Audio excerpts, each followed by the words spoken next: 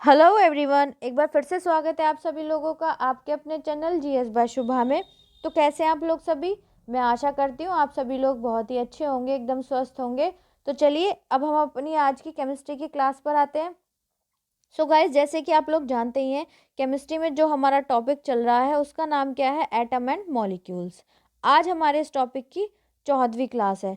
तो अब तक की क्लास जिन बच्चों ने नहीं की है या फिर जो पहली बार इस चैनल पर आ रहे हैं, मेरी उन सबसे रिक्वेस्ट है कि प्लीज़ आप एक बार पहली क्लासेस ज़रूर लीजिएगा। उसके बाद आज की जो क्लास है आपको और अच्छी तरीके से समझ आएगी। ठीक है, तो चलिए अब हम अपनी आज की क्लास जो है वो स्टार्ट करते हैं। आज हम क्या पढ़ने वाले हैं, आज हम न्यूट्रॉन्स के बारे में पढ़ने वाले हैं। किसके बारे में पढ़ने वाले हैं, न्यूट्रॉन्स के बारे में। उससे पहले मैं आपको एक बात और बता दूं कि मंडे और सैटरडे केमिस्ट्री की क्लास नहीं हो पाई थी। पता नहीं क्या इशू आ रहा था, मैं बार बार क्लास को अपलोड भी कर रही थी, वो अपलोड हो ही नहीं, मतलब उसकी अपलोडिंग प्रोसेस तो कंप्लीट हो जा रहा था लेकिन वो शो नहीं हो पा रही थी। इसलिए फिर मैंने ये क्लास दोबारा से ही बनाई, दोबारा से ही वीडियो बना रही हूँ। अब देखो आज हो पाती है या नहीं हो पाती है। ठीक है, तो उसके लिए सॉरी। तो चलिए अब हम अपनी आज की क्लास शुरू करते हैं। जो जैसे कि आप लोग जानते ही हैं, एटम एंड मॉलिक्यूल्स में हम एटम के स्ट्रक्चर के बारे में पढ़ चुके थे। उसके बाद हमने क्या पढ़ा था, उसके बाद हमने इलेक्ट्रॉन और प्रोटॉन के बारे में पढ़ा। हमने ये जाना कि जो एटम है वो 3 सब एटॉमिक पार्ट से बना हुआ है, जिनका नाम क्या है, इलेक्ट्रॉन, प्रोटॉन और न्यूट्रॉन। तो हमने उसमें से इलेक्ट्रॉन के बारे में पढ़ लिया कंप्लीट, प्रोटॉन के बारे में पढ़ लिया कंप्लीट। तो आज हम किसके बारे में पढ़ेंगे, न्यूट्रॉन के बारे में हम जानेंगे सारा डिटेल में। ठीक है, तो रोज की तरह पहले इंग्लिश में पढ़ेंगे, फिर उसके बाद उसका हिंदी एक्सप्लेनेशन करेंगे। तो इसमें कहा गया है, after the discovery of protons and electrons it was notice that all the mass of an atom can not be accounted for on the basis of only proton and electrons present in it. For example, a carbon atom contains 6 protons and 6 electrons. The mass of electrons is so small that it can be ignored. So, the atomic mass of carbon should be only 6 unit, which is the mass of 6 protons. This is wrong because the actual atomic mass of carbon is 12 unit. Then, how do we explain this extra mass of 6 unit? This problem was solved by the discovery of another subatomic particles by James Chadwick in 1932. This particles is called neutron. The neutron is a neutral particles found in the nucleus of the atom. Atoms of all the elements contain neutrons except ordinary hydrogen atom, which does not contain any neutron. A hydrogen atom contains only one proton and one electron. A neutron is represented by the symbol n. तो जिनको English आती है वो तो समझ ही गए होंगे, लेकिन जो मेरे जैसे बच्चे हैं जो हिंदी में पढ़ने वाले हैं लेकिन टेक्निकल वर्ड उनको इंग्लिश के सारे पता हैं, अब उनके लिए तो इसमें बताया गया है, प्रोटॉन और इलेक्ट्रॉन की खोज के बाद यह देखा गया कि किसी परमाणु में समस्त द्रव्यमान का लेखा जोखा केवल उसमें उपस्थित प्रोटॉन और इलेक्ट्रॉनों के आधार पर नहीं किया जा सकता।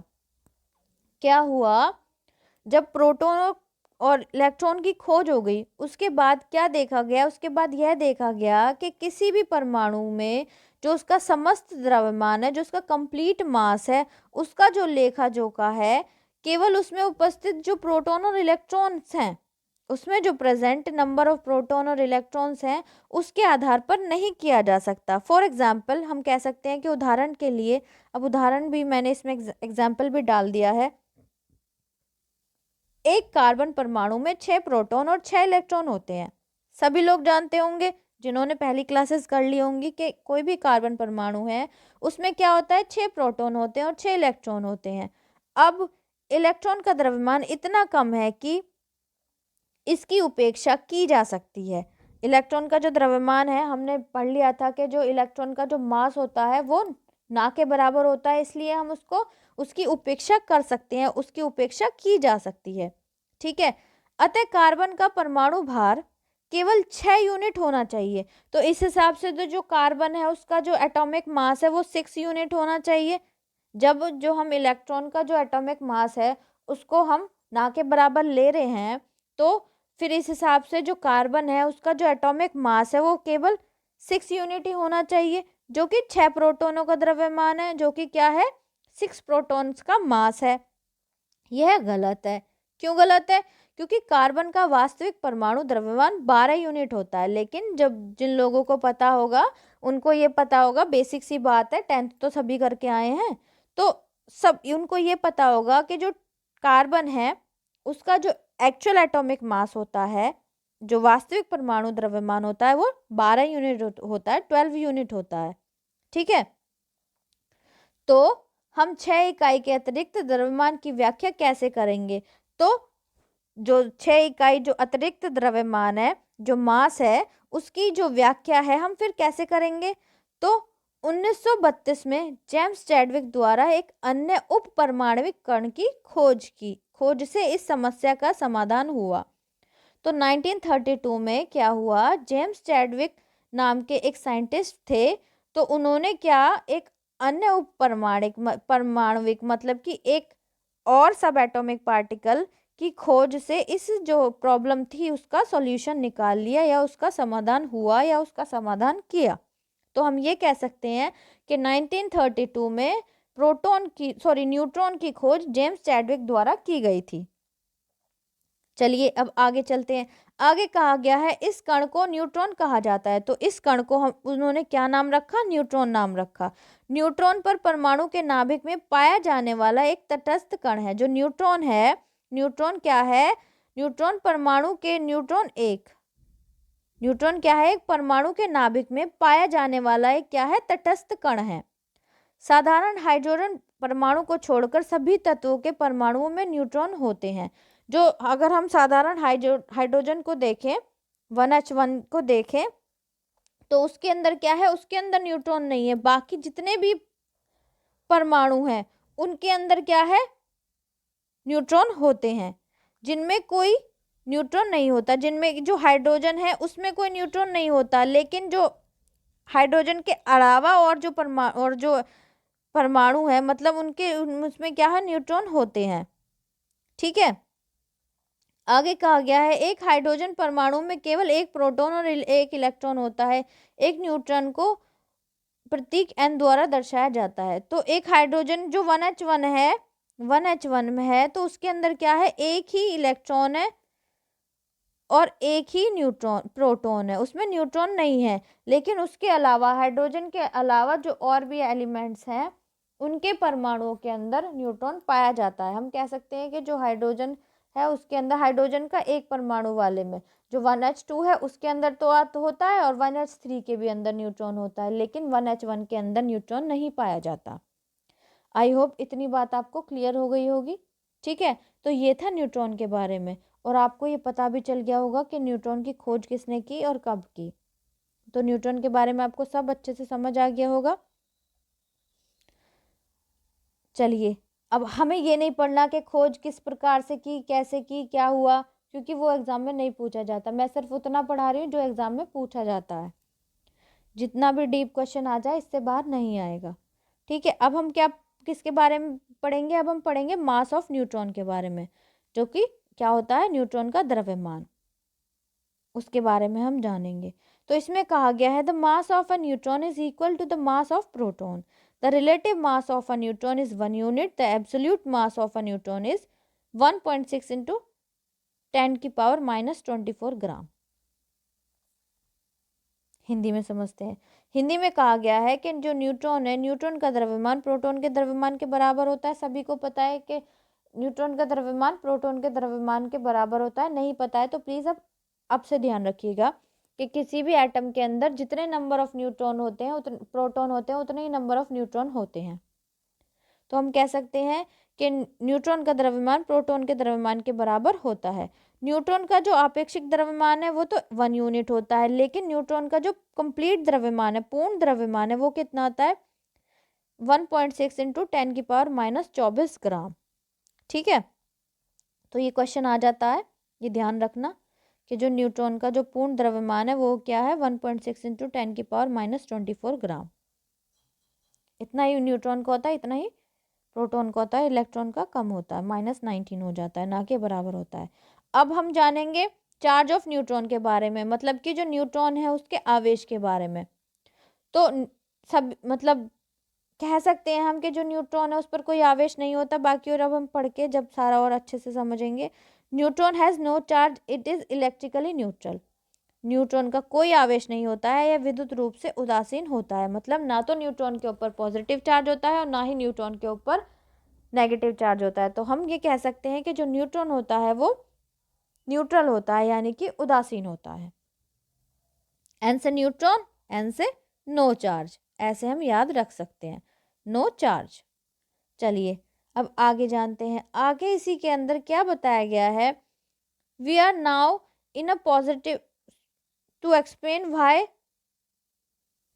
द, ये पॉजिटिव नहीं है, ये पोजीशन है, मैं भी तो कहूँ, ये मिसप्रिंट हो गया है, ठीक है, ये पोजीशन है, POSITION।